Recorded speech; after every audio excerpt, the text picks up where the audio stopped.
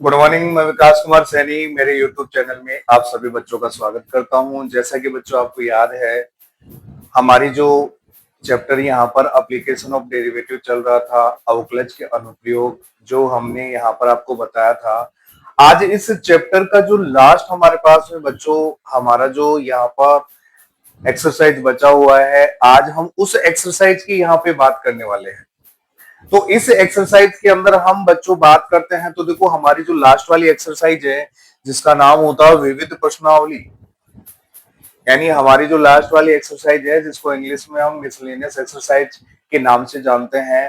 तो आज ये हम इस चैप्टर की जो लास्ट एक्सरसाइज है बच्चों, उस एक्सरसाइज की यहाँ पे बात करने वाले हैं। तो अगर आप बच्चों इस एक्सरसाइज के अंदर देखते हो तो देखो मैंने यहाँ पर कुछ क्वेश्चंस यहाँ पे हमारे इस बोर्ड के ऊपर लिख रखे हैं।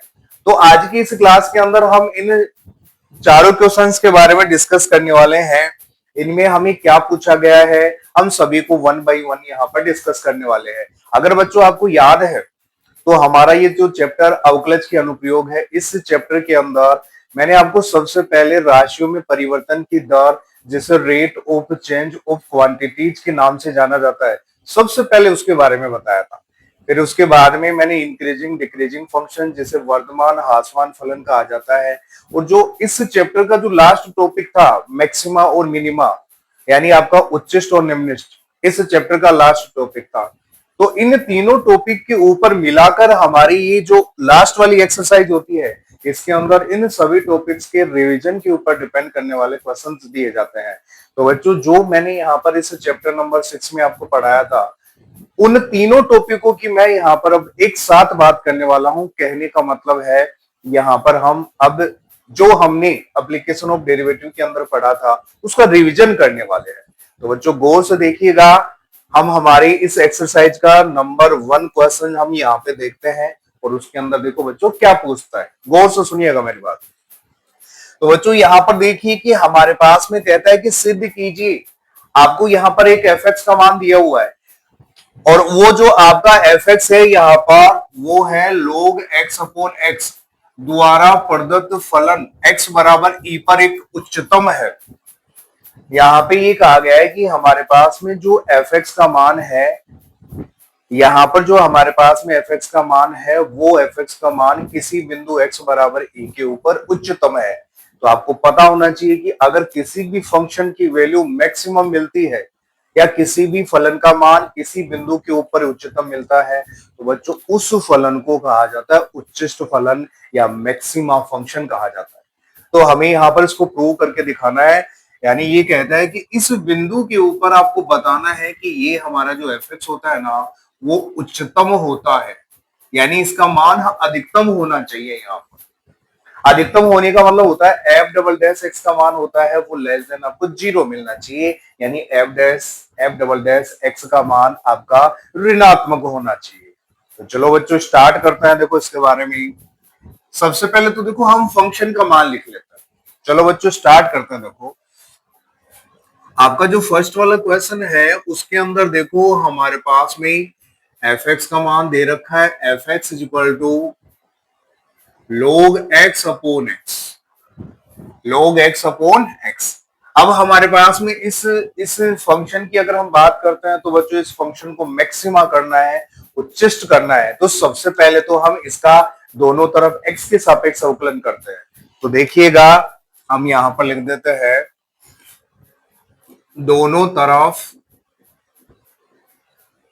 x के सापेक्ष, दोनों तरफ x के सापेक्ष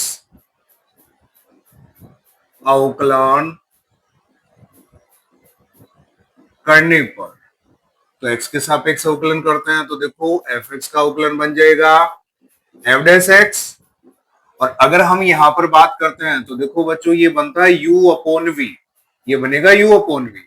तो u अपॉन वी का हम अवकलन करते हैं तो देखो क्या बनता है, u अपॉन वी में अपॉन वाली राशि का होता है स्क्वायर, तो x का तो हमने कर दिया स्क्वायर। अब x को यहाँ पे फिक्स करना होता है, log x का डेरिवेटिव बनता है 1 अपॉन x। देखो मैंने x को फिक्स किया, log x का डेरिवेटिव बन जाएगा 1 अपॉन x, फिर आपका माइनस, ये बन गया आपके पास में log x। अब यहाँ पर आपको दे रखा है x, तो x के सापेक्ष अगर हम अवकलन करते हैं तो उसका मान बच्चों 1 के बराबर होता है। तो ये हमारे पास है बच्चों, इस log x अपॉन x का हमारे पास में अवकलन हो चुका है।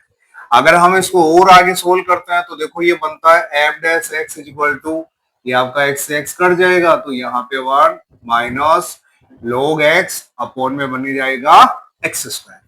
अब हमें यहाँ पर ये जो fx का मान है, ये fx का मान उच्चिष्ट है। यहाँ पर ये fx का मान यहाँ पर कहता है कि उच्चतम है, उच्चिष्ट है, और किस बिंदु पर, x बराबर e पर। तो आपको पता है उच्चिष्ट, किसी भी फलन को उच्चिष्ट करने के लिए हम यहाँ पर द्वितीय अवकलज परीक्षण को काम में लेते थे। तो इस परीक्षण के लिए हम एक बार इसका x के सापेक्ष और अवकलन करते हैं। तो चलो हम यहाँ पर वापस लिखते हैं। देखो x के सापेक्ष पुनः अवकलन करने पर, अगर x के सापेक्ष पुनः अवकलन करते हैं तो ये f डैश बन जाएगा f डबल डैश x, और ये देखो बच्चों आपका बन जाएगा वापस u अपॉन v। तो अपॉन वाली जो क्वांटिटी बनेगी उसका तो हो जाएगा स्क्वायर, तो एक्स स्क्वायर का बन गया होल स्क्वायर। एक्स स्क्वायर को यहाँ पर फिक्स कर देते हैं, यानी एक्स स्क्वायर तो हो गया स्थिर। अब हम यहाँ पर ऊपर जो u का मान है हमारे पास में 1 माइनस log x, इसका हम अवकलन करते हैं। तो देखो 1 का अवकलन हो गया 0, log x का अवकलन बन जाएगा 1 अपॉन x, ये माइनस ऐसे की ऐसे। फिर इसके बाद में फॉर्मूले के अकॉर्डिंग माइनस आता है, इसको हम फिक्स कर देते हैं 1 माइनस log x, ये आपका फिक्स हो गया। इसको फिक्स करने के बाद में एक्स स्क्वायर का अगर हम अवकलन करते हैं तो एक्स स्क्वायर का अवकलन बनता है 2x। अगर हम इसको और सोल्व करते हैं तो देखो f double dash x is equal to, ये बन जाएगा आपका माइनस में X square upon X minus ये आपका देखो 2x, और ये आपका ब्रैकेट में बन जाएगा 1 माइनस log x, और अपॉन में दे रखा है देखो x की पावर 2 होल पावर 2, तो ये बन जाएगा x की पावर 4। और इसको सोल्व करते हैं तो f double dash x is equal to, ये x की एक पावर यहाँ पे कैंसिल हो जाएगी तो ये माइनस x बच गया। इस माइनस 2x को हम 1 से मल्टीप्लाई करते हैं तो माइनस 2x, माइनस और माइनस आपका प्लस, ये बन जाएगा 2x log x अपॉन हमारे पास में यहाँ पे बन गया x की पावर 4। अगर हम इसको और आगे सोल्व करते हैं तो देखो ये क्या बनता है हमारे पास में f डबल डैश x, ये माइनस x, ये माइनस 2x, तो ये बन गया माइनस में 3x, और यहाँ पे बन गया 2x log x, और अपॉन में x की पावर 4। तो ये हमारे पास में f डबल डैश x का मान आ चुका है। अब आपको यहाँ पर पता है उच्चिष्ट और निम्निष्ट के लिए हम यहाँ पर चरम बिंदुओं की बात करते हैं। तो उच्चिष्ट और निम्निष्ट के लिए f डैश x को 0 के बराबर माना जाता है। तो देखो हम यहाँ पर लिखते हैं उच्चिष्ट व निम्निष्ट, उच्चिष्ट व निम्निष्ट के लिए, उच्चिष्ट व निम्निष्ट के लिए हम यहाँ पर लिखते हैं। तो देखो हमारे पास में क्या बनता है, f डैश x का मान 0 के बराबर हो जाएगा।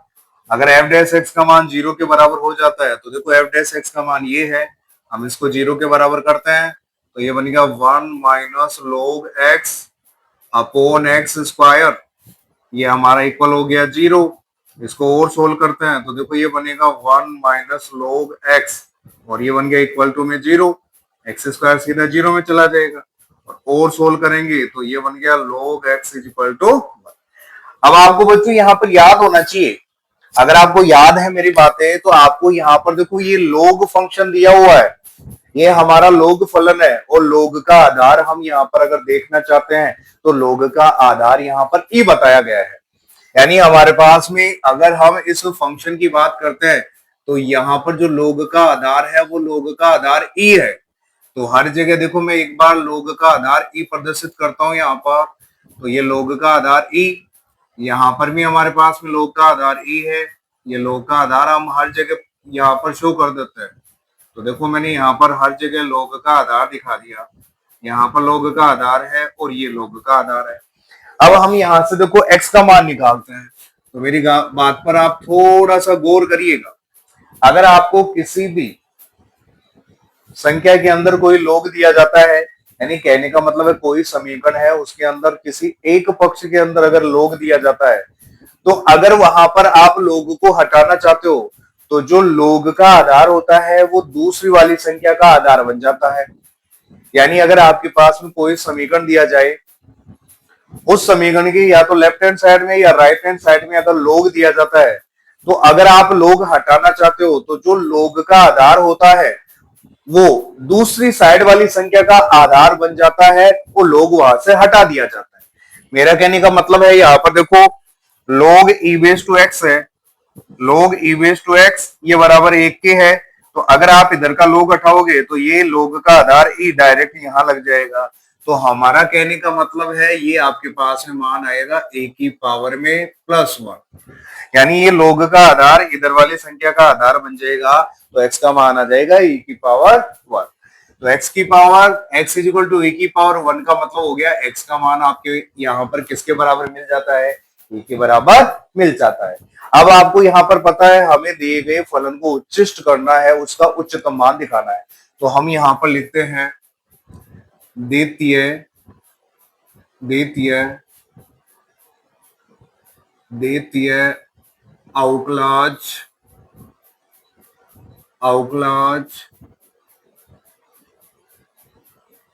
परीक्षण से। तो द्वितीय अवकलज परीक्षण की बच्चों हम बात करते हैं, तो देखो हमारे पास में x का मान तो यहाँ पे दे रखा है x is equal to e। अगर x का मान e के बराबर होता है तो देखो ये x का मान सीधा उठाकर हमें यहाँ पर इस f डबल डैश x के अंदर रखना है। तो देखो हम यहाँ पे रखते हैं f डबल डैश x, यहाँ पर हम लिख देते हैं 8x की वैल्यू है यहाँ पर प्लस में e। आपको यहाँ पर जहां भी x दिखाई देता है वहां वहां हमें e रखना है। तो देखो इसको सोल्व करते हैं, ये बन गया माइनस में 3e, देखो x की जगह आपको e रखना है प्लस 2e, और ये बन गया log e बेस टू, इस x की जगह भी आपका e आ जाएगा, अपोन में है x की पावर 4 है तो ये बन जाएगा e की पावर 4। अगर इसको और सोल्व करते हैं तो ये बन गया माइनस में 3e प्लस 2e। अगर आपको याद है तो बच्चों log e base to e का मान 1 के बराबर होता है, log e base to e का मान 1 के बराबर होता है, तो ये आपका प्लस में 1 हो जाएगा और ये बन गया e की पावर 4। और अगर इसको सोल्व करते हैं तो देखो बच्चों ये क्या बनता है 3e प्लस 2e और अपॉन e की पावर 4। अगर बच्चों इसको और सोल्व करते हैं तो देखो ये क्या बना माइनस e अपॉन e की पावर 4। तो देखो एक पावर कट जाएगी तो ये माइनस e की पावर 3, -1 अपॉन e की पावर 3। मेरा कहने का मतलब है आपके पास में f डबल डैश x का मान क्या आया -1 अपॉन e की पावर 3। तो इसका मतलब यहाँ पर आपके पास में नेगेटिव साइन आ गया, माइनस का साइन आ गया। अगर ये माइनस का साइन आ जाता है तो हम यहाँ पे कह सकते हैं कि f double dash x less then यहाँ पर आपका 0 बन जाएगा। और अगर f डबल डैश x का मान अगर लेस देन 0 के एक बार मिल जाता है तो बच्चों यही शर्त होती है हमारी उच्चिष्ट की। तो हम यहाँ पर लिखते हैं अतः स्पष्ट होता है कि fx x बराबर e पर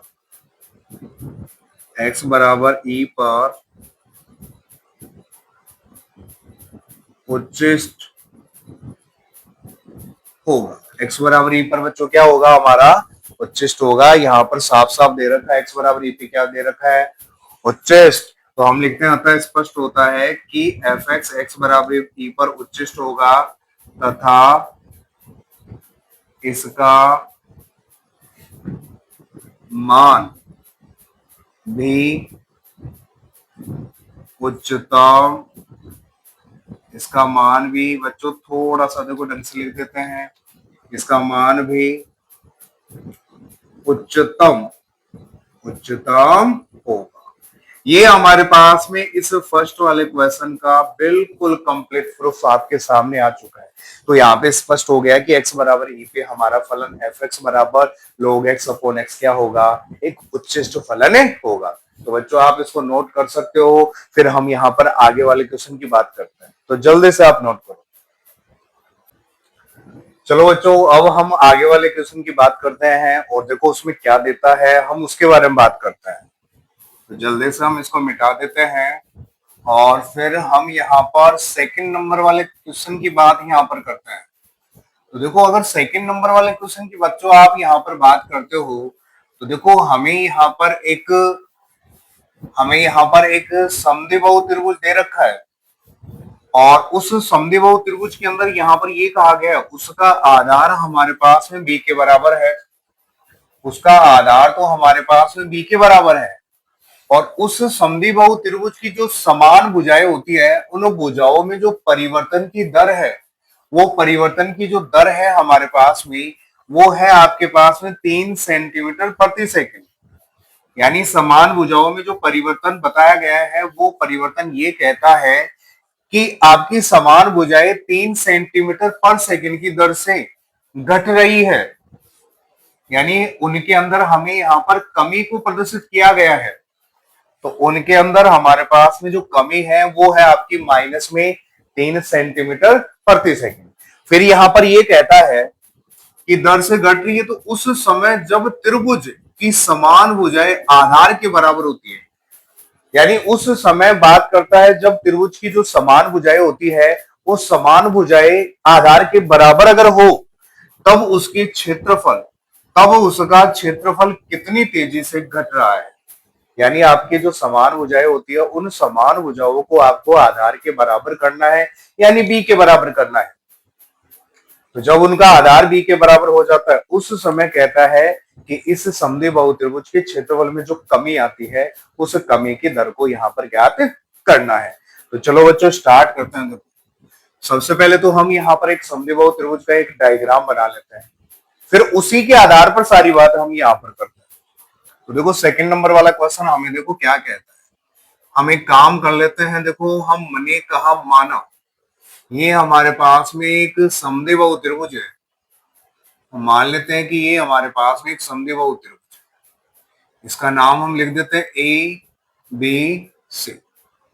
हमारे पास में देखो यहाँ पर जो आधार है, आधार बी सी का मान यहाँ पर दिया गया है हमारे पास में बी। आधार का मान यहाँ पे दिया गया है बी के बराबर। तो हम यहाँ पर लिख देते हैं, देखो आधार तो है हमारा बी। अब आपकी जो समान भुजाएं हैं, समान भुजा अगर ये आपका बी सी आधार बन गया तो ये समद्विबाहु अगर त्रिभुज बनता है तो समद्विबाहु त्रिभुज बनेगा तो ए बी और ए सी दोनों समान भुजाएं हैं। तो हम यहाँ पर मान लेते हैं, देखो ये वाली भुजा भी एक्स है, ये वाली भुजा भी एक्स है। तो हम यहाँ पर देखो बच्चों इसके डायग्राम ही यहाँ पे दर्शा देते हैं कि ये वाली जो भुजा है हमारे पास में ये एक्स है और इस वाली भुजा को भी हम यहाँ पर मान लेते हैं कि ये भी आपके पास में एक्स के बराबर दे रखी है। तो हम इसको भी एक्स के बराबर मान लेते हैं, माना ये भी हमारे पास में एक्स के बराबर। तो दोनों भुजाओं की लंबाइयां हमारे पास में एक्स हो गई।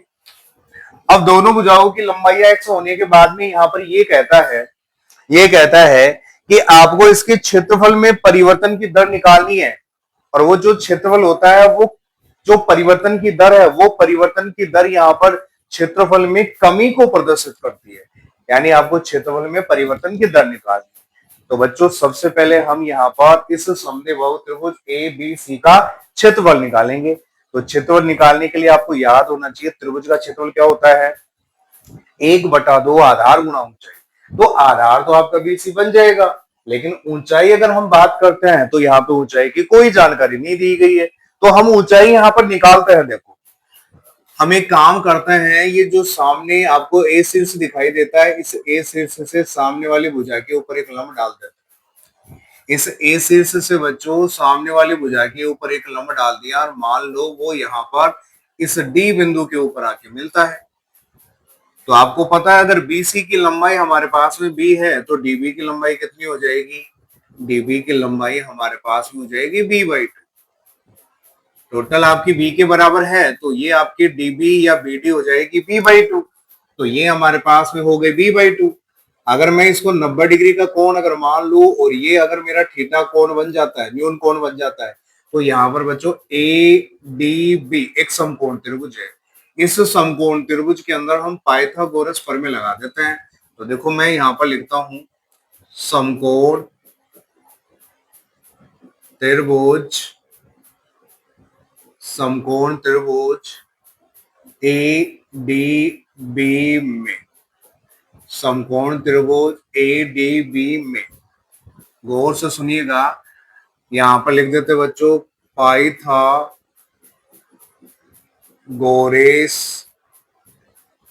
पाइथागोरस प्रमेय से। अब आपको पता है पाइथागोरस प्रमेय क्या होता है? कर्ण का स्क्वायर बराबर होता है आपका लंब का स्क्वायर प्लस आधार का स्क्वायर। तो कर्ण यहां पर बन गया आपका ए बी, तो ए बी का स्क्वायर, आधार आपका बन जाएगा बी डी, तो बी डी का स्क्वायर बन जाएगा, और लंब आपका बन गया ए डी, तो हमने लिख दिया ए डी का स्क्वायर। अब हमें यहाँ पर इस त्रिभुज, इस समद्विबाहु त्रिभुज की ऊंचाई ज्ञात करनी है। तो ऊंचाई का मतलब यहाँ पर ए डी है, तो हम यहाँ से ए डी का मान ज्ञात कर लेते हैं। तो देखो ए डी स्क्वायर हमारे पास में बच्चों क्या बनता है, देखो ए डी स्क्वायर बन जाएगा ए बी का स्क्वायर माइनस बी डी का स्क्वायर। तो ए डी स्क्वायर देखो क्या बनता है, ए बी की अगर बात करेंगे तो देखो मैंने एक्स के बराबर लिखा है, तो ये बन गया एक्स स्क्वायर। बी डी की अगर बात करोगे तो बी बाई टू है, तो बी बाई टू का मतलब बन जाएगा बी बाई टू का स्क्वायर, तो बी स्क्वायर बाई 4। तो ये हमारे पास में ए डी स्क्वायर, यानी हमारी जो इस त्रिभुज की ऊंचाई थी, समद्विबाहु त्रिभुज की ऊंचाई का मान आ गया। तो हम यहाँ पर ए डी का मान निकालेंगे, तो बच्चों ये देखो आपका स्क्वायर हटेगा, इधर रूट में बदल जाएगा, तो ये बन गया X square minus B square by 4। ये आपके पास में एडी का मान आ गया। अब आपको पता है, यहाँ पर हमें पता है कि जब भी हम किसी समीकरण का अगर वर्गमूल लेते हैं, स्क्वायर रूट अगर करते हैं, तो बच्चों एक तरफ आपका प्लस का माइनस का चिन्ह आता है। लेकिन अगर आप यहाँ पर याद रखोगे तो देखो एडी हमारी ऊंचाई को प्रदर्शित करती है, तो ऊंचाई कभी भी ऋणात्मक नहीं हो सकती है, इसलिए हम यहाँ पर लिख देते हैं एडी बराबर हमारा क्या हो जाएगा, रूट में X square minus B square by 4। तो ये हमारे पास में एडी का मान आ जाएगा। अब यहाँ पर हमारे पास में ये जो समद्विबाहु त्रिभुज है, बच्चों याद रखना ये क्या है, हमारा समद्विबाहु त्रिभुज। तो थोड़ा यहाँ पर लैंग्वेज में लिख देना, माना ए बी सी, माना ए बी सी एक समद्विबाहु त्रिभुज है। ये बच्चों थोड़ी सी बात मान लेना, यहां अगर आप देखोगे तो मैं लिख देता हूं, देखो ए बी बराबर ए सी, ए बी बराबर ए सी, तो बच्चों मैंने एक्स माना है, तथा यहाँ पर जो आधार है हमारा बी सी का मान दे रखा है हमें बी के बराबर। तो ये बातें हमने यहाँ पर इस डायग्राम की सहायता से लिख दी है। अब देखो हमारे पास में एडी का मान आ गया, एडी का मतलब हो गया यहाँ पर हमारे समद्विबाहु त्रिभुज ए बी सी के ऊंचाई के मान की बात यहाँ पर हम कर चुके हैं, यानी एडी का मतलब हो गया समबाहु त्रिभुज एबीसी की ऊंचाई अब आ चुकी है यहाँ पर। तो हम यहाँ पर अब लिख देते हैं, यदि समद्विबाहु त्रिभुज ए बी सी का क्षेत्रफल एस हो, तो अगर बच्चों क्षेत्रफल को एस मान लेते हैं तो क्षेत्रफल त्रिभुज का होता है 1/2 आधार, आधार तो हो गया हमारा बी सी, 1/2 आधार गुणा ऊंचाई, ऊंचाई का मान हो जाएगा एडी, ऊंचाई का मान हो जाएगा एडी। तो S is equal to 1/2 length into height. अब हम आगे बढ़ते हैं, तो देखो हमारे पास में क्या रिलेशन मिलता है, यहाँ पर गौर से देखिएगा, मैंने यहाँ पर लिखा एस इज इक्वल टू 1/2। देखो आपका एडी, आपका बीसी तो किसके बराबर है, बी के बराबर, तो ये तो मैंने बी लिख दिया। इनटू में एडी की अगर बात करोगे तो देखो एडी का मान क्या है, रूट में एडी का मान दे रखा आपको रूट में X square minus B square by 4। तो ये आपके पास में रूट वाला मान आ चुका है, रूट में X square minus B square by 4। अब आप यहाँ पर अगर देखोगे तो यहाँ पर बच्चों जो हमारे पास में एस है ना, इस एस में हमें परिवर्तन की दर निकालनी है, और इस एस में जो परिवर्तन की दर है वो परिवर्तन की दर आपको समय के सापेक्ष निकालनी है। उसका पता देखो हमें यहां से लगता है, यहाँ पे देखो हमें कह रखा है कि त्रिभुज की समान भुजाएं, समान भुजा का मतलब हो गया ये एक्स, ए बी और ए सी भुजा समान भुजा है, इनमें जो परिवर्तन हमारे पास में हो रहा है वो परिवर्तन देखो यहाँ पर 3 सेंटीमीटर प्रति सेकंड की दर से परिवर्तन हो रहा है, और वो दर भी आपको क्या दी गई है, घटने की दर दी गई है। इसका मतलब यहाँ पर dx अपॉन dt का जो मान है वो -3 सेंटीमीटर प्रति सेकंड है। यानी आपको यहाँ पर जो राशियों में परिवर्तन करना है वो आपको समय के सापेक्ष करना है। तो हम यहाँ पर इस समीकरण का दोनों तरफ t के सापेक्ष अवकलन करेंगे। तो हम लिख देते हैं दोनों तरफ t के सापेक्ष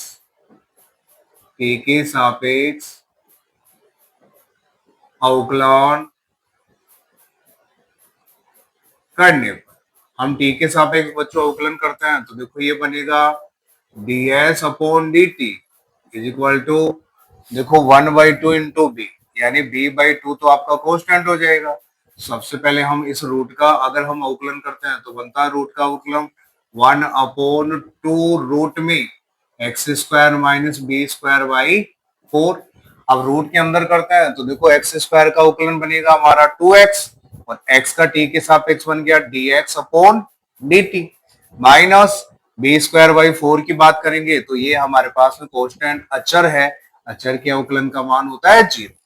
अगर इसको हम और सोल्व करते हैं तो देखो ds upon dt is equal to ये बन गया आपका देखो बच्चों b और ये 2x इंटू हो गया तो मैंने लिख दिया 2bx dx अपॉन dt, और अपॉन में देखो कितना बचा था हमारा, एक 2 तो ये रहा, एक 2 ये, तो 2 बन गया आपका 4 और रूट में आपका देखो क्या है यहाँ पर x² माइनस b² / 4।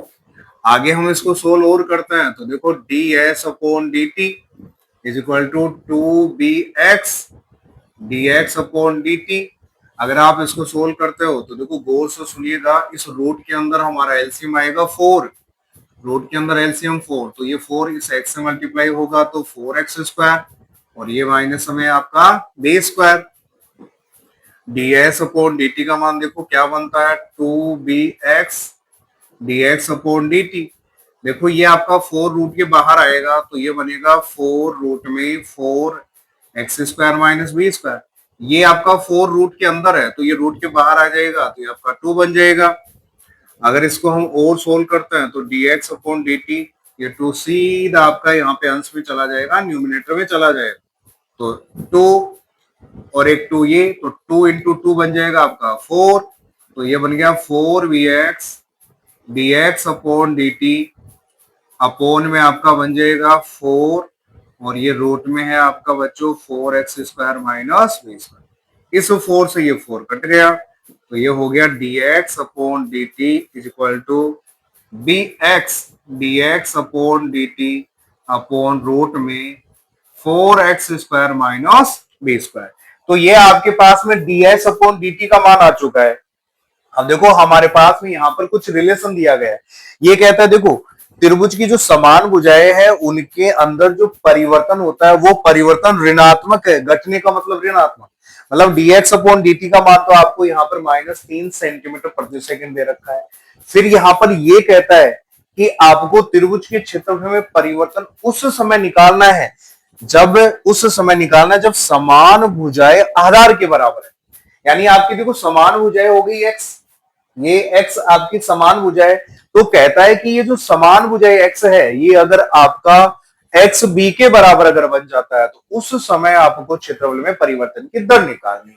तो हम यहाँ पर देखो लिखते हैं साफ साफ इस बात को, यदि हमारे पास में बच्चों x बराबर तो b तथा हमारा जो dx अपॉन dt है, यानी हमारे पास में जो समान भुजा थी उसमें परिवर्तन की दर जो दे रखी है वो परिवर्तन की दर ऋणात्मक है, यानी आपको दे रखी है -3 सेंटीमीटर प्रति सेकंड, ये आपको दे रखा। तो इन दोनों को आपको उठाकर यहाँ पर रखना है। तो अगर ऐसा होता है तो हम लिखते हैं देखो तब ds अपॉन dt बराबर, देखो आपके पास में b का मान तो b के बराबर, x को मैंने मान लिया यहाँ पर b के बराबर, आपका dx अपॉन dt, देखो dx अपॉन dt का मान है आपका -3, ये आपका -3 बन गया और रूट में 4 आपका देखो x² है तो x का मान हो गया आपके पास में यहाँ पर b के बराबर, तो ये बन गया 4 square 4b square minus B square D S upon D T बराबर बन जाएगा आपका माइनस में 3b स्क्वायर, ये बन गया आपका रूट में 3b स्क्वायर। अगर आप इसको सोल्व करते हो तो D S upon D T आपका बन जाएगा 3b स्क्वायर अपॉन ये बच्चों आपका रूट में 3 और ये आपका b, ये आपका बन गया b। अगर इसको बच्चों और सोल्व करते हो तो देखो D S upon D T बराबर, देखो ये b की एक घात कर जाएगी, इस 3 की पावर 1/2 पावर है, इस 3 के ऊपर 1 पावर है, तो ये 1/2 पावर ऊपर जाएगी। तो देखो मैं लिख देता हूँ 3 की पावर 1 इंटू 3 की पावर -1/2 इंटू बी, ये आपके पास में D S upon D T. अगर इसको सोल्व करोगे तो देखो बच्चों ये आपका रूट पावर है, ये दोनों पावर प्लस हो जाएगी इंटू बी। अगर आप इसको प्लस करते हो तो देखो D S upon D T is equal to बन जाएगा -3, 3 के ऊपर बन जाएगी 1/2 पावर और ये आपका बी ऐसे के ऐसे बन गया इंटू बी। और इसको सोल्व करेंगे तो देखो D S upon D T बराबर बन जाएगा -√3b। अब आपके पास में यहाँ पर देखो यूनिट इकाई किसमें दे रखी है, सेंटीमीटर पर सेकंड, तो क्षेत्रफल की इकाई क्या होती है, सेंटीमीटर स्क्वायर पर सेकंड, सेंटीमीटर स्क्वायर पर सेकंड। तो क्षेत्रफल में परिवर्तन की दर आ गई रूट में 20 सेंटीमीटर स्क्वायर पर सेकंड, पर सेकंड। अब आपको यहाँ पर ध्यान देना है कि यहाँ पर जो माइनस का चिन्ह है, यहाँ पर क्षेत्रफल में कमी, क्षेत्र में जो परिवर्तन की दर है उस परिवर्तन की दर को कमी के रूप में प्रदर्शित करने के लिए यहाँ पर माइनस का चिन्ह लगाया गया है। तो हम यहाँ पर लिख देते हैं लास्ट में अतः अतः समद्वि बाहु, अतः समद्वि बाहु, समद्वि बाहु त्रिभुज ए बी सी का, एबीसी का क्षेत्रफल √3 सेंटीमीटर स्क्वायर प्रति सेकंड की दर से घट रहा, ये बच्चों हमारे सामने निकल के आता है। यानी ये जो यहाँ पर माइनस का चिन्ह दे रखा है, ये माइनस का चिन्ह हमारे इस समद्विबाहु त्रिभुज के क्षेत्रफल में जो परिवर्तन होता है उस परिवर्तन की कमी को प्रदर्शित करता है। तो इस तरीके से हमारा सेकंड वाला क्वेश्चन भी पूरा हो जाता है। अब जल्दी से नोट करो, फिर हम थर्ड वाले क्वेश्चन की बात करेंगे।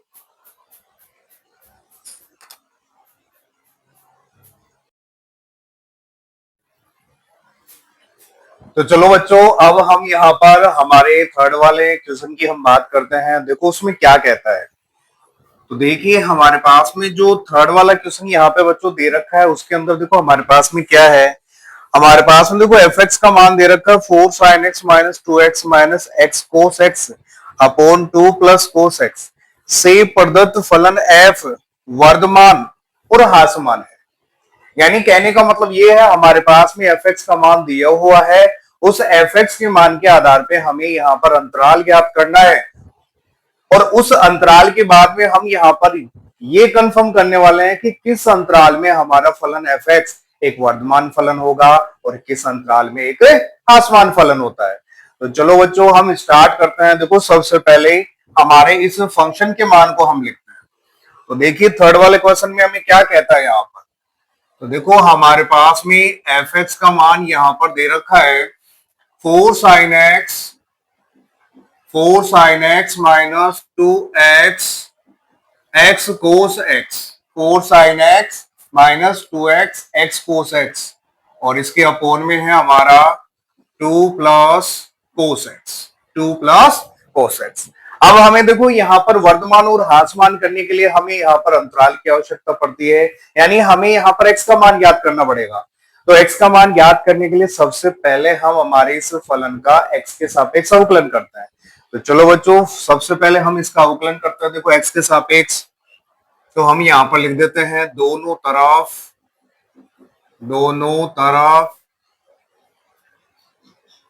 x के सापेक्ष एक्स के सापेक्ष अवकलन करने पर, हम दोनों तरफ x के सापेक्ष अवकलन करते हैं तो देखो एफ एक्स का अवकलन बन जाता है F dash x is equal to, अगर आप यहां पर देखते हो तो देखो ये आपका u बन गया और ये v बन गया, तो u अपॉन v वाली यहाँ पे प्रॉपर्टी लग जाएगी, तो उसके आधार पे हमें इसका अवकलन करना है। तो देखो क्या करते हैं इसमें, सबसे पहले v को देखो स्थिर किया जाता है, तो v का मान है 2 प्लस कोस एक्स। अब हम यहाँ पर ऊपर जो u का मान है उसका अवकलन करते हैं, तो देखो इसका अवकलन करेंगे तो देखो इस 4 को तो आप फिक्स कर दो, साइन का अवकलन हो जाएगा आपका कोस एक्स, माइनस 2 को आप फिक्स कर दो, 2 को आप यहाँ पे फिक्स कर दो, x का x के सापेक्ष अवकलन 1 होता है, माइनस अगर आप यहाँ पर x कोस x का अवकलन करते हो तो देखो ये वापस u इंटू वी बन गया, तो x को आप स्थिर कर दो तो यहाँ पे कोस का अवकलन बनेगा माइनस में साइन x, माइनस में साइन x। फिर बच्चों हम यहाँ पर आगे चलते हैं तो देखो कोस x को हम फिक्स कर देते हैं, लेकिन ये आपका जो माइनस वाला साइन है ये यहाँ पर भी आएगा, तो हम कोस x को अगर फिक्स कर देते हैं तो x का x के सापेक्ष अवकलन बनता है 1 आपका, ये आपका ब्रैकेट बंद हो जाएगा।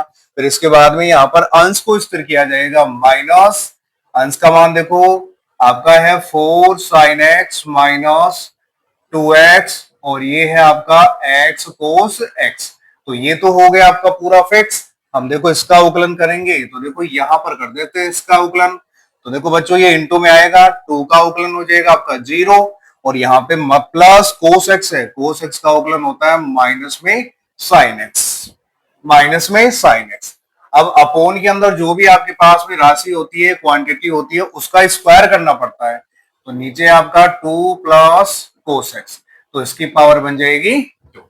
अब ये करने के बाद में हम इसको देखो थोड़ा सा सोल्व और करते हैं यहाँ पे, तो देखिए हमारे पास में एफ डैश एक्स का क्या मान मिलता है, यहाँ पर F dash x is equal to, इस पूरे ब्रैकेट को हम इससे मल्टीप्लाई करेंगे, देखो यहाँ पर, तो इसको पूरे ब्रैकेट को इससे मल्टीप्लाई करने से पहले हम देखो इसको थोड़ा सा सोल्व और कर लेते हैं, तो देखो ये बनता है 2 प्लस कोस एक्स, और ये इंटू में आपके पास में है 4 कोस एक्स माइनस 2, ये माइनस देखो इससे मल्टीप्लाई होगा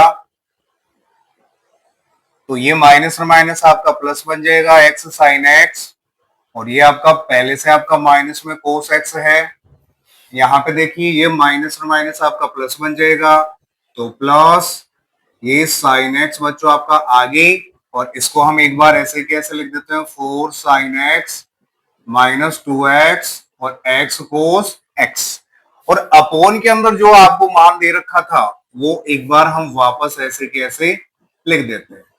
अब हम यहाँ पर देखो इन दोनों ब्रैकेट को, इसका मतलब मैं यहाँ कहना चाहता हूं कि ये दोनों ब्रैकेट आपस में मल्टीप्लाई हो रहे हैं, और साथ में आप यहाँ पर देखोगे तो देखो ये आपका x, ये साइन x भी इस पूरे ब्रैकेट से मल्टीप्लाई होता है, तो देखो मल्टीप्लाई करके देखते हैं हम यहाँ पर, तो देखो हमारे पास में एफ डैश एक्स का मान क्या मिलता है, F dash x is equal to, इस 2 को इस पूरे ब्रैकेट से मल्टीप्लाई करना है, तो देखो बच्चों क्या मिलता है 2 into 4 cos x 8 cos x, फिर 2 को माइनस 2 से मल्टीप्लाई करेंगे तो minus 4, 2 into x sine x, तो ये बन गया 2x साइन एक्स, और माइनस में ये बन जाएगा आपका 2 कोस एक्स। अब हम कोस एक्स से मल्टीप्लाई करते हैं तो ये बन गया 4 कोस स्क्वायर एक्स, इसको करेंगे मल्टीप्लाई तो ये बन गया 2 कोस एक्स, ये बन गया आपका 2 कोस एक्स, और इससे मल्टीप्लाई करेंगे तो ये बन जाएगा प्लस में x sign x into cos x, और लास्ट वाले कोस से मल्टीप्लाई करेंगे तो ये माइनस कोस इंटू कोस आपका बन जाएगा कोस स्क्वायर एक्स।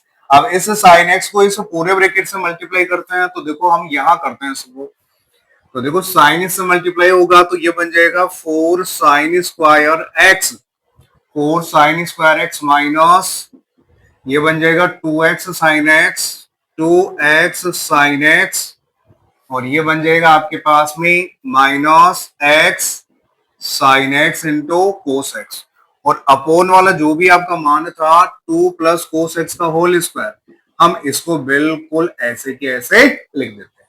अब हम यहाँ पर ये देखते हैं इनमें से कुछ मान यहाँ पे करते हैं, तो कटने वाले मानों को हम यहाँ पर डायरेक्ट यहाँ पे काटते हैं, देखो क्या मिलता है हमारे पास में, देखो 8 कोस एक्स, तो कोस एक्स वाली टर्म देखो यहाँ पर कहाँ मिलती है, तो देखो कोस एक्स वाली टर्म एक तो ये रही 2 कोस एक्स, ये रही, इसमें भी कोस, इन दोनों में कोस, तो ये 8 कोस एक्स है, ये माइनस का 2 कोस एक्स माइनस 2 कोस एक्स, तो देखो 8 में से ये -2 और -2 माइनस हो जाएगा, तो आपका यहाँ पर क्या बन जाएगा, यहां पर अगर देखते हैं तो 8 में से आपका ये -2 कोस एक्स, ये -2x माइनस होगा, तो ये बन जाएगा प्लस में 4 कोस एक्स, ये माइनस में देखो बिना x वाली क्वांटिटी बिल्कुल यही है, तो ये -4, 2x साइन एक्स देखो यहाँ पर, 2x साइन एक्स देखो यहाँ पर, ये रहा 2x साइन एक्स, ये प्लस में है, ये माइनस में है, तो ये पूरा का पूरा कैंसिल हो जाएगा।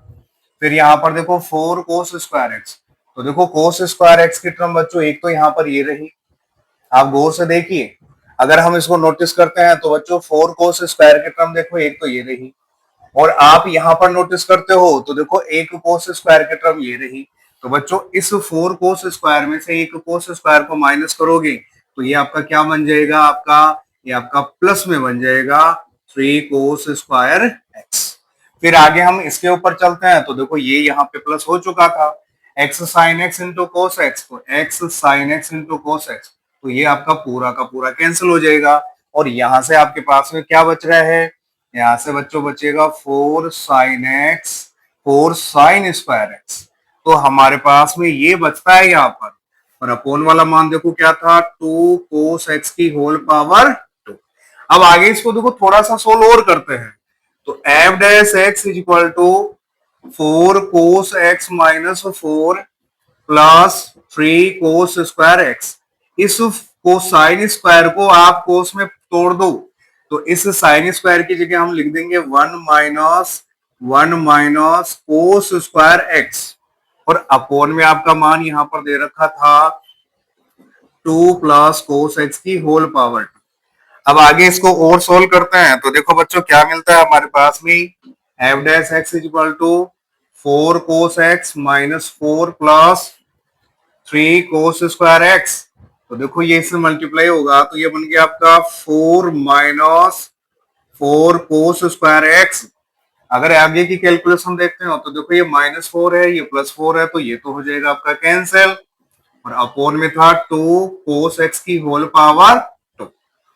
अब आगे देखो एफ डैश एक्स का मान हमारे पास में क्या बनता है, तो देखो 4 कोस एक्स, ये प्लस का 3 कोस स्क्वायर एक्स है, ये माइनस का, तो आपके पास में एक माइनस का कोस स्क्वायर एक्स यहाँ पे बच जाता है, और अपोन में आपके पास में था 2 प्लस कोस एक्स की होल पावर।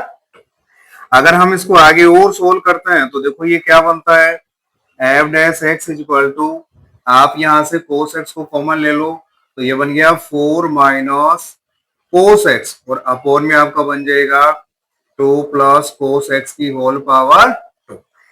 तो ये बन गया आपके पास में एफ डैश एक्स का मान cos X into 4 minus cos X whole upon में बन जाएगा 2 प्लस कोस एक्स की होल पावर 2। तो ये हमारे पास में एफ डैश एक्स का मान आ जाता है। अब देखो हमें यहाँ पर क्या कहता था, आपको वो अंतराल ज्ञात करना है जिसके अंदर हमारा एफ एक्स क्या होगा, वर्धमान होगा। अगर आपको याद होता है कि कोई भी फलन अगर वर्धमान होता है किसी भी अंतराल के अंदर, तो उस अंतराल के प्रत्येक बिंदु पर यह कहा जाता है कि एफ डैश एक्स का मान सदैव ग्रेटर देन 0 होता है। तो हम यहाँ पर इस फर्स्ट नंबर वाली कंडीशन यानी वर्तमान की शर्त जो F dash x greater than 0 होती है, इस शर्त को हम यहाँ पे काम में लेते हैं। तो देखिए एक नंबर वाली कंडीशन की हम बच्चों बात करते हैं यहाँ पर, उसके आधार पे मैं यहाँ पर देखो लिखता हूँ, यहाँ पर नंबर 1 है हमारा वर्तमान फलन। तो मैंने यहाँ पर ये कहा यदि एफ एक्स एक वर्तमान फलन हो, तो अगर एफ एक्स एक वर्तमान फलन होगा तो ये बच्चों 100% होगा, एफ डैश एक्स क्या होगा, ग्रेटर देन 0 होगा, यानी आपके एफ डैश एक्स का मान 0 से बड़ा होगा। अगर एफ डैश एक्स आपका ग्रेटर देन 0 होता है तो देखो गौर से सुनिएगा, एफ डैश एक्स देखो आपका ये आ चुका है, तो एफ डैश अगर 0 से बड़ा होता है तो इसका जो मान आएगा वो भी 0 से बड़ा होगा। तो हम यहाँ पर लिख देते हैं, तब ये आपके पास में बनेगा cos x 4 minus cos x, और अपोन में आपके पास में देखो दे रखा है 2 प्लस कोस एक्स की होल पावर 2, और ये पूरा का पूरा 0 से बड़ा होगा। अब इसको बड़ा बताने के बाद में देखो यहाँ पर हमें एक असमीका दे रखी है, तो हम इस असमीका को हल करते हैं यहाँ पर। तो देखो मैंने यहाँ पर ये लिखा cos x into 4 minus cos x upon 2 plus cos X की होल पावर 2।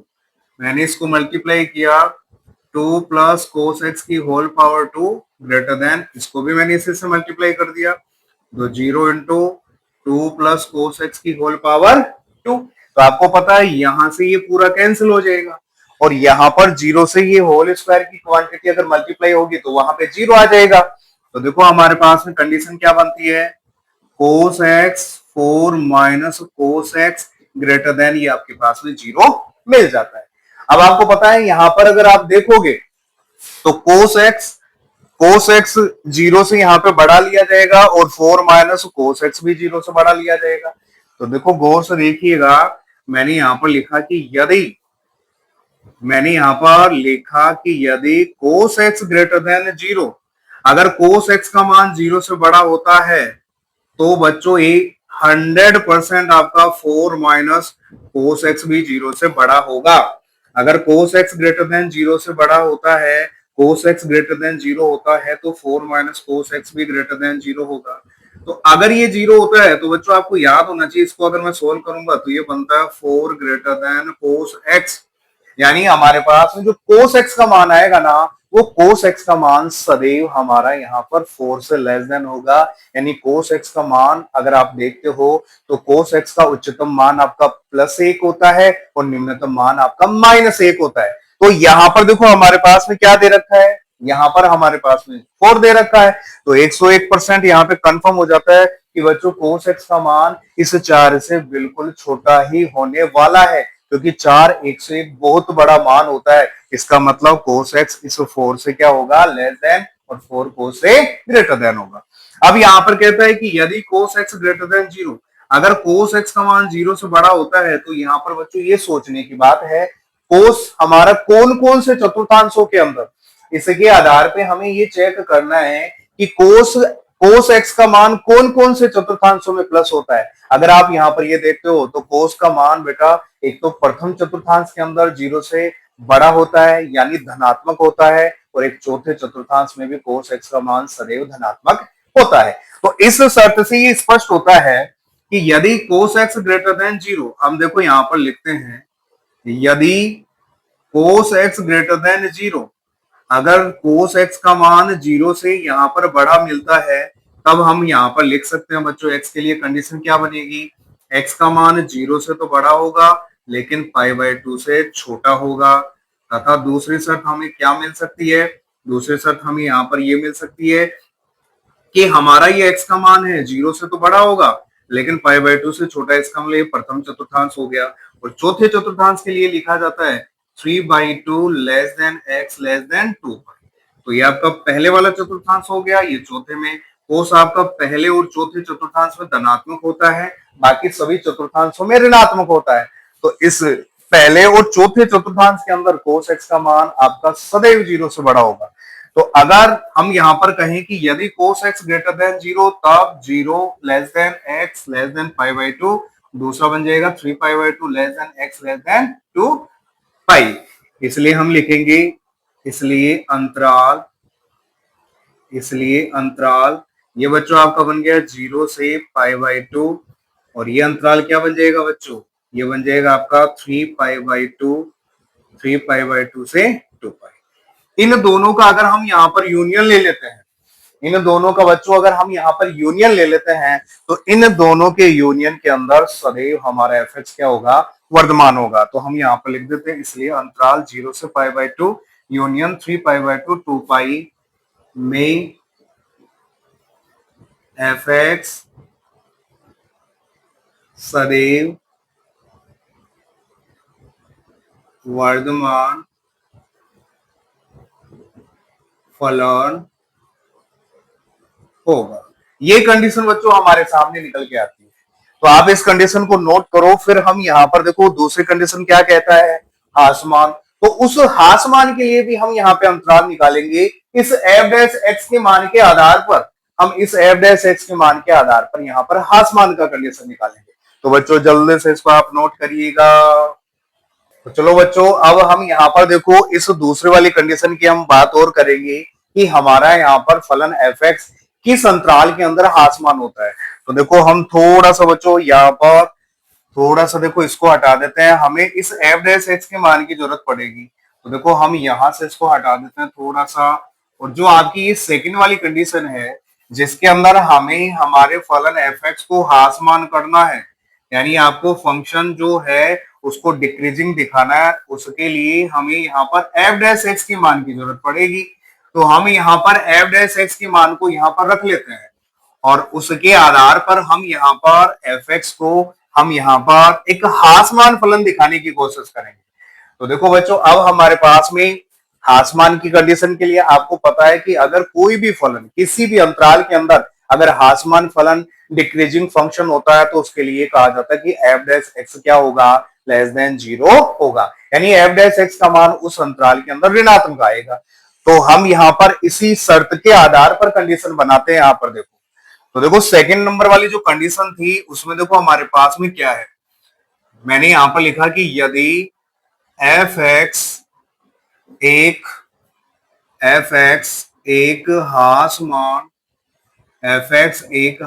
मान फलन हो, तो अगर हासमान फलन होगा तो एफ डैश एक्स का मान क्या आएगा, 0। और अगर एफ डैश एक्स का मान 0 आएगा तो देखो हमारे पास में एफ डैश एक्स का मान देखो क्या दे रखा था, एफ डैश एक्स का मान ये है। तो हम यहाँ पे लिखेंगे cos x 4 minus cos x और इसके अपोन में है 2 कोस एक्स की होल पावर 2। ये आपका बच्चों क्या बन जाएगा, लेस देन 0 बन जाएगा। यानी हमारे पास में एफ डैश एक्स का मान अगर 0 से छोटा होता है, F dash x less than 0 होता है, तो इसका जो मान है हमारे पास में cos x 4 minus cos x upon में 2 प्लस कोस एक्स का होल स्क्वायर, ये भी 0 से छोटा होने वाला है। अब देखो बच्चों, इसके आधार पे हम यहाँ पे अंतराल निकालते हैं, देखो क्या आता है हमारे पास। अब आप गौर से देखिए, ये आपके पास में एक ऐसा समीकरण है। तो सबसे पहले देखो मैं यहाँ पर हम यहाँ पर बच्चों एक काम करते हैं, यहाँ पर जो हमारे पास में असमीका है उस असमीका को दोनों तरफ हम 2 प्लस कोस एक्स की होल पावर 2 से इधर मल्टीप्लाई करते हैं और इस 0 वाले मान को भी 2 प्लस कोस एक्स की होल पावर 2 से मल्टीप्लाई करते हैं। तो देखो ये तो आपका कैंसिल हो जाएगा, इधर क्या बचेगा, cos x 4 minus cos x, और यहाँ पर देखो हमारे पास में जो लेस देन में क्या आ जाएगा, 0 को इससे मल्टीप्लाई करेंगे तो ये 0 आ जाएगा। अब आपको पता है कि यहाँ पर अगर हम ये कहें कि यदि कोस एक्स लेस देन 0, अगर आपका कोस एक्स लेस देन 0 होता है तो बच्चों यहाँ पर 100% ये कहा जाएगा 4 minus cos x greater than 0 होगा। देखो मैंने यहाँ पर लिखा कि कोस एक्स आपका लेस देन 0 है, अगर कोस एक्स आपका लेस देन 0 हो तो यहाँ पर ये 100% होगा कि 4 minus cos x greater than 0 होगा, क्योंकि कोस का जो उच्चतम मान होता है वो +1 होता है, निम्नतम मान आपका -1 होता है। तो यहाँ पर अगर मैं इस समीकरण को हल करूंगा तो ये बनेगा 4 ग्रेटर देन कोस एक्स, 4 बड़ा है कोस एक्स, यानी हमारे पास में जो 4 यहाँ पे दिया गया है ये कोस एक्स से बड़ा होगा। तो ये कंफर्म पता होता है 4 हमेशा कोस से बड़ा ही माना जाता है। तो देखो हमने यहाँ पर लिखा कि यदि कोस एक्स लेस देन 0 तो आपका 4 minus cos x greater than 0। तो इसको बच्चों हम ऐसे भी लिख सकते हैं कि 4 ग्रेटर देन कोस एक्स, तो ये कंडीशन सेटिस्फाई होती है। अब इसके आधार पे हमें यहाँ पर ये बताते हैं, देखो हमने यहाँ पर कहा कि यदि कोस एक्स लेस देन 0, अगर कोस एक्स का मान 0 से छोटा होता है तो कोस एक्स का मान 0 से छोटा होने का मतलब हो गया ऋणात्मक। कोस एक्स का मान 0 से छोटा होने का मतलब हो गया ये ऋणात्मक, कोई एक नेगेटिव मान आ रहा है। तो आपको बच्चों पता होना चाहिए कि कोस कौन कौन से चतुर्थांश में नेगेटिव होता है, ऋणात्मक होता है। तो कोस आपका एक तो बच्चों दूसरे चतुर्थांश में ऋणात्मक होता है, एक तीसरे चतुर्थांश में ऋणात्मक होता है। तो दूसरे और तीसरे चतुर्थांश की अगर हम बात करते हैं तो यहाँ पर हमारे पास में जो एक्स का मान हो सकता है, दूसरे चतुर्थांश की शुरुआत होती है बच्चों π/2 प्लस से भी होती है शुरुआत, और आपकी π/2 प्लस से भी शुरुआत होती है, और आपकी यहाँ पर पाई प्लस से भी शुरुआत होती है। तो यहाँ पर जो तीसरा और दूसरा जो चतुर्थांश होता है वो लगातार है यहाँ पर, तो दूसरा चतुर्थांश बन जाएगा बच्चों π/2 से लेके 3π/2। दूसरा π/2 से शुरू होगा और तीसरा 3π/2 पे खत्म हो जाएगा। तो दूसरे और तीसरे चतुर्थांश दोनों के अंदर cos x का मान ऋणात्मक होता है। तो देखो इस कंडीशन को हम ऐसे लिख सकते हैं, यदि cos x लेस देन 0, अगर cos x का मान 0 से छोटा होता है तब ये कहा जाता है कि हमारे पास में ये जो बच्चों x होगा ना, इस x का मान π/2 से 3π/2 के बीच में ही होगा। इस x का मान क्या होगा, π/2 से 3π/2 के बीच में होगा। अगर ऐसा होता है तो 100% यहाँ पर हमारे पास में जो कंडीशन निकल के आएगी वो कंडीशन क्या मिलेगी, यहाँ पे x बिलोंग्स टू बनेगा π/2 से 3π/2 आपका खुले अंतराल में। तो मैं यहाँ पर लिख सकता हूं, इसलिए fx, ये फलन आपका fx, इसलिए फलन fx अंतराल ये अंतराल क्या बन जाएगा, π/2 से 3π/2, π/2 से 3π/2 में सदैव एक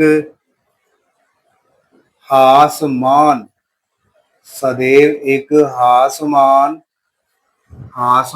फलन होगा।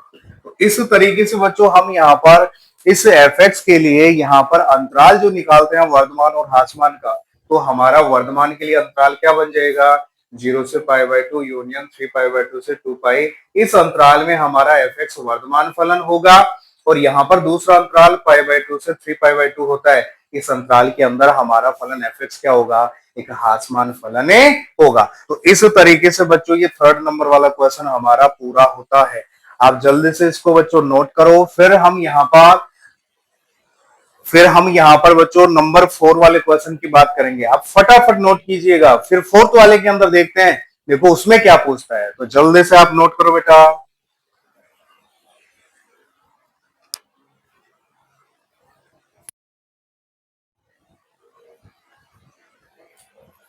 तो चलो बच्चों अब हम आगे वाले क्वेश्चन की बात करते हैं और हमारा देखो 4th वाला क्वेश्चन क्या कहता है यहाँ पर। तो देखो 4th वाले क्वेश्चन के अंदर बच्चों हमारे पास में एक फंक्शन का मान दे रखा है और जो हमारा फंक्शन fx है उसका मान है हमारे पास में x³ प्लस 1/x³। इसके लिए हमें यहाँ पर ये कहता है कि x का मान कभी भी 0 के बराबर नहीं होगा। तो देखो ये तो कंफर्म है कि x का मान हमारा 0 के बराबर कभी भी नहीं हो सकता है, क्योंकि यहाँ पर हमारे पास में 1/x³ वाला पद भी दे रखा है। तो 1/x³ के अंदर अगर x हमारा 0 के बराबर हो जाता है तो ये 1/0 के बराबर बनता है। 1/0 आपका अनंत होता है। इसका मतलब यहाँ पर इसने कंफर्म पहले ही हमें बता दिया है कि x का मान तो 0 के बराबर नहीं हो सकता है। तो फिर कहता है कि हमें आपको यहाँ पर जो शर्त दी है उस शर्त के आधार पे आपको ये बताना है कि हमारा जो फलन fx है बच्चों वो किस अंतराल में वर्धमान होगा और किस अंतराल में हासमान होगा। तो चलो शुरुआत करते हैं। देखो इसके अंदर हमें क्या कहता है। सबसे पहले तो देखो fx का मान क्या है हमारे पास में 4th वाले क्वेश्चन के अंदर बच्चों देखो fx है हमारे पास में x³ प्लस 1/x³ और यहाँ पर ये कहता है कि x का मान कभी भी 0 के बराबर नहीं होगा। तो सबसे पहले तो बच्चों x के सापेक्ष हमें अवकलन करना है। तो हम लिखते हैं दोनों तरफ x के सापेक्ष अवकलन करने पर तो fx का अवकलन बनता है आपका f' बराबर x² का अवकलन बनेगा आपका 3x²। फिर आगे हम चलते हैं तो देखो बच्चों x की पावर यहाँ पर 1/x³ है तो इसका अवकलन देखो हम यहाँ पर लिखते हैं 1/x³ को हम ऐसे लिख सकते हैं x की पावर -3। अगर हम इसका अवकलन करते हैं तो देखो बच्चों ये x की पावर n बन गया। तो x की पावर n का अवकलन बनता है ये -3 पावर आपकी आगे आ जाएगी और इसमें से आपका -1 और होगा तो ये बनेगा -3x की पावर -4। इसको हम लिख सकते हैं -3/x की पावर। तो इसका अवकलन बच्चों हमारे पास ये बन जाएगा -3/x की पावर 4। तो हम यहाँ पर इसका अवकलन लिखेंगे -3/x की पावर 4, x की पावर 4। तो बच्चों हम इसको देखो यहाँ से अब हटा देते हैं। अब इतना करने के बाद में देखो हम यहाँ पर इसको थोड़ा सा सोल्व और कर देते हैं। मैंने लिखा देखो यहाँ पर F dash x is equal to, अगर हम इसके एलसीएम की बात करेंगे तो एक्स की पावर 4 एलसीएम आ जाएगा इसका। तो यहाँ बन गया 3x की पावर 6, यहाँ बन गया आपका माइनस में 3, यहाँ आपका बच्चों क्या बन जाएगा माइनस में 3 आपका बन गया। अब यहाँ पर आपको अगर याद है तो बच्चों मेरी बात गौर से सुनिएगा, अगर आपको यहाँ पर याद है तो देखो अब ये कहता है कि हमें वर्धमान और ह्रासमान की बात करनी है। तो इस वर्धमान और ह्रासमान से पहले थोड़ा सा काम हम और करते हैं, देखो गौर से सुनना आप मेरी बात। देखो बच्चों मैंने इसको ऐसे लिख दिया f dash x is equal to, इन दोनों में से देखो मैंने 3 को कॉमन ले लिया, तो ये बन गया एक्स की पावर 6 माइनस 1 अपॉन एक्स की पावर 4। इसको थोड़ा सा सोल्व और करते हैं, तो देखो f dash x is equal to, ये तो बन गया आपका 3, इसको देखो हम ऐसे लिख देते हैं यहाँ पर, अगर आप थोड़ा ध्यान देते हो मैंने इसको ऐसे लिख दिया एक्स स्क्वायर की होल पावर 3 माइनस 1 की पावर 2 और होल पावर 3, और ये आपका अपॉन में बन गया एक्स की पावर 4। तो अगर आप यहाँ पर देखोगे एक्स स्क्वायर को आप ए मान लो और ये 1 की पावर 2 को आप बी मान लो, तो ये बन गया ए क्यूब माइनस बी क्यूब, ए क्यूब माइनस बी क्यूब। तो बच्चों आपका जो ए क्यूब माइनस बी क्यूब का जो सूत्र होता है उसका फॉर्मूला देखो मैं यहाँ पर लिख देता हूं, चूंकि a cube minus b cube का बच्चों फॉर्मूला होता है आपका a minus b a square plus a b plus b square, यानी इसके गुणनखंड हमारे ये होते हैं a cube minus b cube के a minus b a square plus a b plus b square. तो देखो उसके आधार पे हम इसके गुणनखंड करके लिख देते हैं यहाँ पर F dash x is equal to, ये आपका 3 ऐसे कैसे बन गया, देखो इसके आधार पे हम इसके गुणनखंड करते हैं, तो देखो ये बनेगा एक्स स्क्वायर माइनस 1 का स्क्वायर इंटू एक्स स्क्वायर का whole square plus x square into 1 का स्क्वायर प्लस 1 के स्क्वायर का होल स्क्वायर। तो ये बच्चों इसका पूरा गुणनखंड हो चुका है, और अपोन में आपको कितना दे रखा था x की पावर 4। अगर हम इसको सोल्व करते हैं तो देखो f dash x is equal to बनेगा 3x स्क्वायर माइनस 1, ये बन गया x की पावर 4 और ये बन गया एक्स स्क्वायर, ये आपका प्लस का 1 अपॉन बन गया आपका x की पावर 4। अगर हम इसको और सोल्व करते हैं तो देखो क्या बन सकता है आपका बच्चों, इसके हम गुणनखंड करेंगे तो ये बन गया x plus 1 x minus 1 x की पावर 4 एक्स स्क्वायर प्लस 1 और अपॉन में ये बन जाएगा x की पावर 4। अब बच्चों देखो इतना बनने के बाद में यहाँ पर, इतना बनने के बाद में देखो बच्चों हमारे पास में यहाँ पर क्या रिलेशन निकल के आता है। अब देखो हमारे पास में यहाँ पर हमें वर्तमान और ह्रासमान की शर्त निकालनी है, तो आपको पता है वर्तमान और ह्रासमान के लिए हम एफ डैश एक्स को 0 के बराबर करते हैं। तो एफ डैश एक्स का ये जो मान है इसको हम 0 के बराबर करते हैं, तो देखो यहाँ पर ये लिख देते हैं वर्तमान व ह्रासमान के लिए, वर्तमान और ह्रासमान के लिए आपका जो एफ डैश एक्स होता है वो 0 के बराबर होता है। अगर एफ डैश एक्स 0 के बराबर हो गया तो इसलिए इसका जो मान है वो भी 0 के बराबर होगा। तो मैंने लिख दिया 3 into x plus 1 x minus 1 और एक्स की power 4 plus x square plus 1 और इन सब के अपोन में आपको दे रखा है एक्स की पावर 4, तो ये भी आपका 0 के बराबर हो जाएगा। अब देखो इसको यहां पर सोल्व करते हैं हम थोड़ा सा आगे। अगर बच्चों ये हमारा 0 के बराबर अगर होता है तो गौर से मेरी बात सुनिएगा, आप यहाँ पे गौर से मेरी बात सुनिएगा। अगर बच्चों हम यहाँ पर क्रॉस मल्टीप्लाई करते हैं तो x की पावर 4 आपका सीधा 0 से मल्टीप्लाई हो जाएगा। तो x की पावर 4 अगर 0 से मल्टीप्लाई हो जाएगा तो ये तो डायरेक्ट आपका 0 हो गया, ये तो बच्चों क्या होगा डायरेक्ट आपका 0 हो जाएगा। तो इसको तो देखो मैंने 0 के इक्वल कर दिया, तो आपके पास में ऊपर वाली क्वांटिटी बच जाएगी, ये आपके पास में इक्वल टू में हो गया 0। अब बच्चों गौर से मेरी बात सुनिएगा, यहाँ पर x की power 4 plus x square plus 1, आप यहाँ पर x का कोई भी मान रख दो। देखो मैं क्या कहता हूं, इसके अंदर आप x का मान कुछ भी बच्चों अगर रखोगे तो ये मान आपका हमेशा 0 से बड़ा मिलेगा। मेरा कहने का मतलब है x का मान आप यहां पर इस गुणनखंड में कुछ भी रख दो, इसका मान सदैव 0 से बड़ा मिलता है। तो हम यहां पर लिखते हैं चूंकि, या यदि यहां पर हम लिख सकते हैं बच्चों, देखो चूंकि x की power 4 plus x square plus 1 greater than with equal to 0 for every x. मेरा कहने का मतलब है बच्चों यहां पर देखो मैं ये कहना चाहता हूं चूंकि x की power 4 plus x square plus 1, x की power 4 plus x square plus 1 का मान या तो बच्चों 0 के बराबर हो सकता है या फिर आपका 0 से बड़ा। तो देखो एक छोटी सी सोचने की बात है, आप x का मान यहां पर कुछ भी रख दो। तो बच्चों कुछ भी रखूंगा तो देखो मैं 0 तो रख नहीं सकता हूं, क्योंकि यहां पर देखो क्या कहता है x का मान 0 नहीं होना चाहिए। तो इसका मतलब मैं यहां पर x का मान कोई 1.01 कुछ ऐसा रखूंगा। तो आप 0.01 यहां रखोगे, 0.01 यहां पर रखोगे तो कैलकुलेशन करोगे तो बच्चों यहाँ पे 100% 0 से तो बड़ा मान आएगा, लेकिन 0 के बराबर ये मान कभी नहीं मिल सकता है।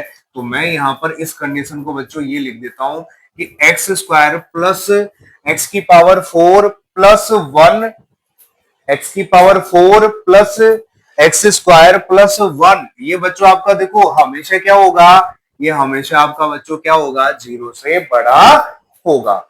चाहे एक्स का मान यहां पर कुछ भी हो, एक्स का मान बच्चों क्या हो यहां पर कुछ भी हो, अगर ये आपका 0 से बड़ा होता है तो मैंने यहां पर लिख दिया देखो बच्चों तब यहां पर बनेगा 3 इंटू, इसको देखो बच्चों चेक कर लो थोड़ी सी यहां पर बातें। आपका देखो बच्चों 3 भी तो 0 की तरफ जा सकता है ना, तो यहां से थोड़ा और चेंज कर दो। एक्स की पावर 4 को आपने क्रॉस मल्टीप्लाई किया तो 0 की तरफ चला गया, तो बच्चों 3 भी तो 0 की तरफ जा सकता है।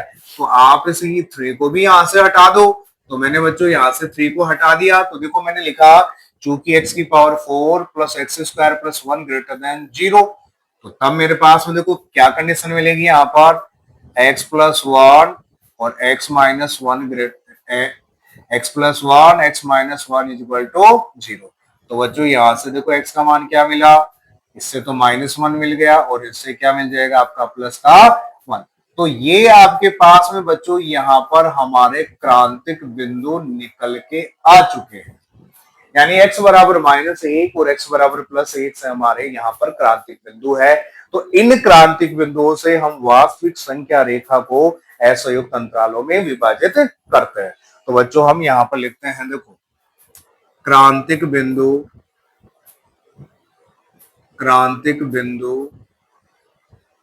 x बराबर -1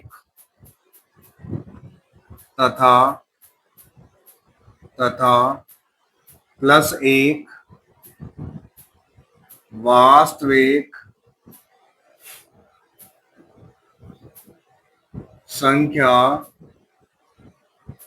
रेखा को, यहाँ पे 2 क्रांतिक बिंदु हो गए तो अंतराल बच्चों 3 आएंगे, वास्तविक संख्या रेखा को 3 असंयुक्त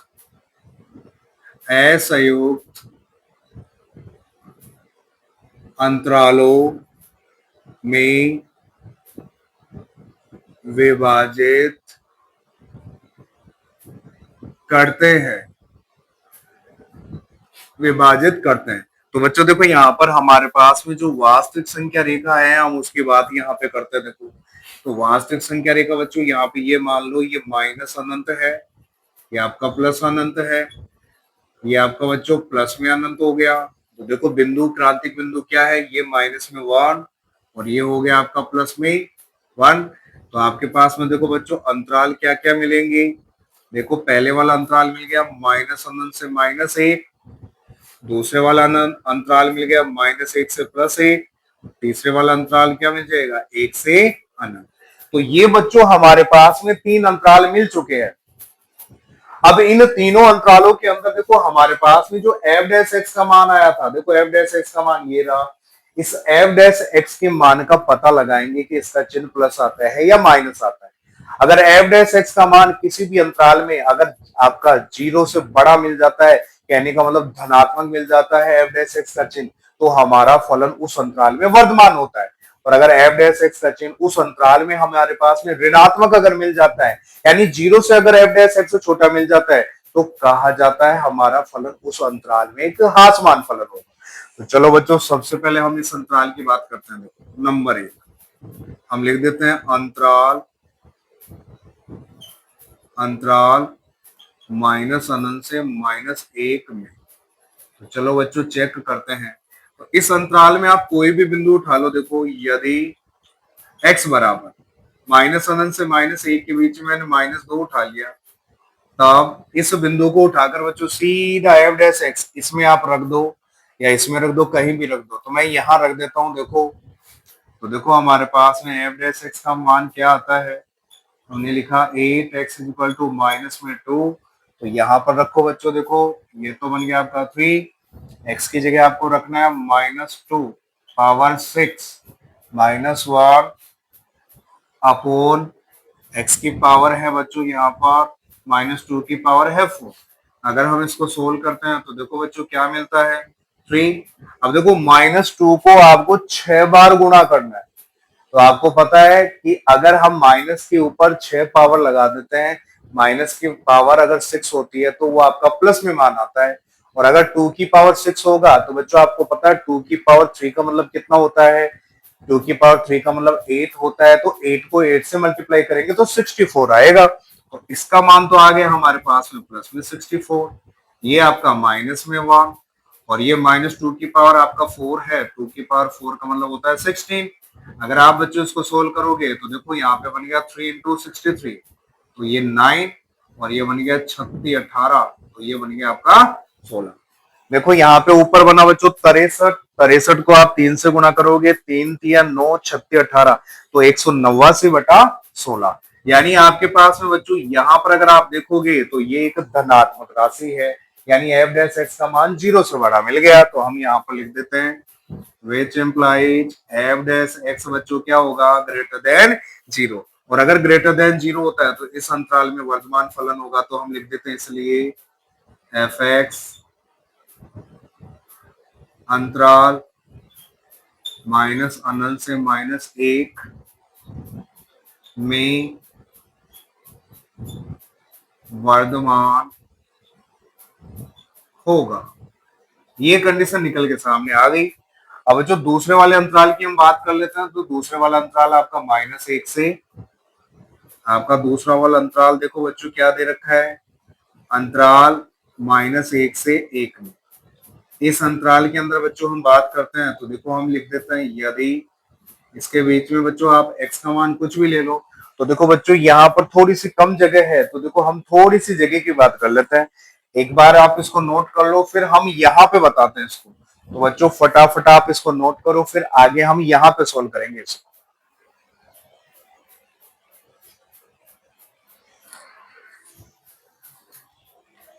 तो चलो बच्चों हम थोड़ा सा देखो आगे बढ़ते हैं और यहां से देखो थोड़ी सी जगह हम काम में ले लेते हैं। यहां तक हम इसको हटा देते हैं और इसको हटाने के बाद में हम यहाँ पर दूसरे वाले बिंदु और तीसरे वाले बिंदु के ऊपर पता लगाते हैं कि हमारा फलन उच्चिष्ट है, ये हमारा फलन वर्धमान है कि ह्रासमान है।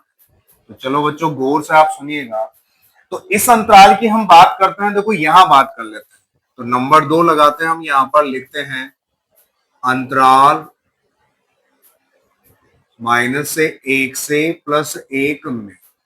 तो बच्चों इसमें कोई भी एक बिंदु आप उठा लो। तो मैंने यहाँ पे उठा लिया, यदि इसके बीच में ले लो x का मान, देखो आपका क्या हो सकता है, x का मान बच्चों देखो -1, फिर -1 से आपका देखो 0 भी आएगा। बच्चों अगर आप देखते हो तो -1 से आपका मान 0 भी आ सकता है। तो देखो अगर आप यहाँ पर देखोगे तो बच्चों देखो पहले इसने कंडीशन में क्या कहा था, देखो यहाँ पे देखो x का मान आपको 0 नहीं लेना है। अगर आप इस अंतराल में देखोगे तो देखो x का मान 0 मिल सकता है, -1 से +1 दे रखा है तो इसमें 0 तो मिलता है, लेकिन ये क्या कहता है x का मान 0 नहीं लेना है, तो 0 को छोड़कर ले लो। तो चलो 0 को छोड़कर ले लेते हैं यहाँ पर। तो मैंने बच्चों यहाँ पे x का मान ले लिया आपका, जैसे मान लो मैंने 1/2 ले लिया। x का मान देखो बच्चों 1/2।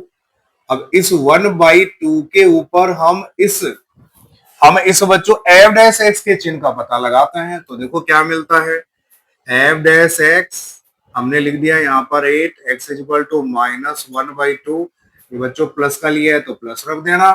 चलो इसके अंदर रखते हैं, देखो 3 इंटू मैंने लिखा -+1/2 की होल पावर बच्चों आपकी 6 है, -1 अपॉन 1/2 की पावर 4। इसको सोल्व करते हैं तो देखो क्या बनता है, 3 इंटू तो बच्चों ये 1/30। ये बच्चों अभी तो देखा था हमने, 2 की पावर 6 का मतलब 64 बनता है, -1 अपॉन बन जाएगा ये 1/2, तो ये बन गया आपका 1/16। तो आपको पता है बच्चों ये 16 तो ऊपर चला जाएगा, तो 3 इंटू ये तो बन गया 16। अब इसकी कैलकुलेशन करेंगे तो देखो 1 - 64 अपॉन 64। देखो 64 एलसीएम आया, यहाँ से 1, ये -64। इसकी कैलकुलेशन करोगे तो देखो बच्चों आप थोड़ा सा गौर करना। देखो यहाँ पे 16 है, यहाँ पे आपका कितना है 64। तो 16 को 64 लाते हैं तो देखो 4 टाइम मल्टीप्लाई करते हैं। देखो 16 चौक 64, 4 बार चला गया ये, तो ये 3 नीचे आपका 4 बन गया, और 1 माइनस 64 ये बच्चों बन गया आपका 63। अगर इसकी कैलकुलेशन करोगे तो देखो बच्चों हमारे पास में क्या निकल के आएगी, ये माइनस आपका ऐसे की ऐसे, ये 3 इंटू 3 9 बन गया, 3 इंटू 6 89/4। तो आपके पास में देखो एफ डैश एक्स का साइन क्या आया, माइनस। इसका मतलब एफ डैश एक्स बच्चों क्या आ गया, लेस देन 0। और अगर किसी भी अंतराल में एफ डैश एक्स का मान 0 से अगर छोटा मिल जाता है, लेस देन अगर 0 मिल जाता है, तो बच्चों वो किसकी शर्त होती है, वो एक हासमान की शर्त होती है। तो देखो हम इसको लिख देते हैं यहाँ पर, इसलिए एफ एक्स अंतराल -1 से 1 में हासमान होगा। ये कंडीशन बच्चों हमारे सामने निकल के आती है, यानी हमारा फलन इस अंतराल में क्या होगा, एक हासमान फलन होगा। अब बच्चों हमारे पास में तीसरे वाला अंतराल और दे रखा है, तो इसके अंदर चेक करके और पता लगाते हैं। तो आप देखो इसको भी नोट करो, फिर हम तीसरे वाले अंतराल की बात करेंगे, जल्दी से नोट करो। तो चलो बच्चों अब तीसरे वाले अंतराल की हम बात करते हैं। तो देखो इसको थोड़ा सा याद से मिटा देते हैं, गौर से सुनिएगा। देखो हमारा इस अंतराल में फलन क्या था, एक वर्धमान। तो बच्चों इसको थोड़ा सा यहाँ पे इशारा कर देते हैं, माइनस अनंत से -1 में हमारा जो फलन है बच्चों, याद रखना ये एक वर्धमान फलन। तो हम यहाँ पर इशारा कर देते हैं। अब बच्चों इसको हम यहाँ से हटा देते हैं और फिर चेक करते हैं, देखो हमें क्या देखने को मिलता है। हम चेक करते हैं तीसरे वाले अंतराल के अंदर क्या हमें यहाँ पर वर्धमान मिलता है या हासमान मिलता है। तो चलो बच्चों चेक करते हैं तीसरे अंतराल की बात, यहाँ पर देखो क्या मिलता है। तो ये 3 नंबर का अंतराल, देखो अंतराल अंतराल आपका +1 से अनंत में। तो देखो बच्चों इसमें से कोई भी एक बिंदु उठा लो, तो 1 से अनंत है, तो बच्चों x बराबर आप +2 ले लेना। तो तब इसको उठाकर आप सीधा एफ डैश एक्स में रख दो। तो देखो हम रखते हैं एफ डैश एक्स, ये आपका हो गया 8, एक्स इक्वल टू प्लस में 2 बन गया।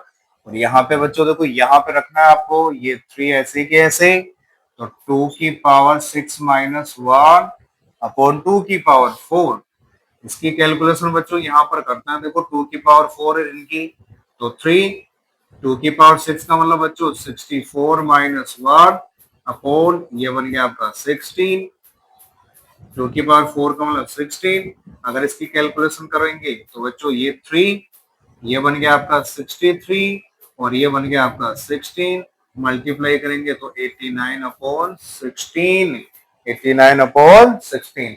अगर आप बच्चों खुद देखोगे तो देखो इसका मतलब क्या मिल गया आपको, पॉजिटिव साइन मिल गया। तो हम यहाँ पर लिख सकते हैं, ये लो एफ डैश एक्स क्या होगा, ग्रेटर देन 0। और एफ डैश एक्स अगर ग्रेटर देन 0 हो जाता है तो उस अंतराल के अंदर हमारा फलन क्या हो जाता है, एक वर्धमान फलन हो जाता है। तो हम लिखते हैं बच्चों देखो, इसलिए एफ एक्स अंतराल अंतराल आपका बच्चों 1 से अनंत में वर्धमान होगा।